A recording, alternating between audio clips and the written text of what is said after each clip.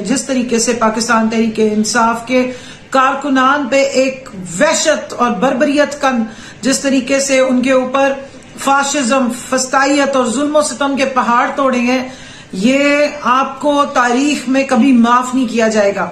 आज international women's day था और उस इंटरनेशनल वुमेन डे को इस तरीके से मनाया गया कि पाकिस्तान तहरीक इंसाफ की खवातीन कारकुनान की तजलील की गई, एसिड मिला हुआ पानी वाटर कैनन्स के जरिए उन पे स्प्रे कराया गया, उन पे लाठी चार्ज किया गया, उनसे मोबाइल छीने गए, मोबाइल छीन के तोड़ दिए गए, बेतहाशा जुल्म और बर्बरियत की गई, एक्सपायर्ड जो गैस शेल्स थे वो उनके ऊपर फेंके गए। और उनका कसूर क्या था?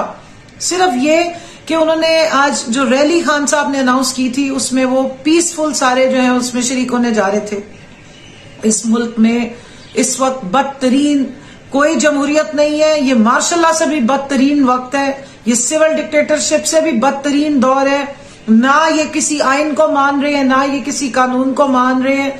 मैं अपने तमाम इंटरनेशनल फोरम्स, बिलखसूस जो ह्यूमन राइट्स के फोरम है और ह्यूमन राइट्स के चैंपियन बनते हैं, और इंटरनेशनल मीडिया जो छोटी छोटी बात पे हमारे दौर में इतना शोर मचाता था, उनके सामने इतना जुल्म, बर्बरियत और तशद्दुद हो रहा है, मैं उनको दावत दूंगी कि आए देखें और इसके खिलाफ आप आवाज उठाएं कि किस किस्म की ये मुसल्लत टोला खवातीन पे, आम शहरियों पे, बुजुर्गों पे, बच्चों पे जुल्म तशद्दुद डाल रहे हैं। और वजह क्या है? सिर्फ ये अपनी जो इम्पोर्टेड सरकार है इलेक्शनों से भागना चाहती है। इनको पता है कि इमरान खान इस वक्त पाकिस्तान क्या पूरे साउथ एशिया में उनके पाए का कोई लीडर नहीं, और उनकी जितनी इस वक्त मकबूलियत है ये उससे खौफजदा है।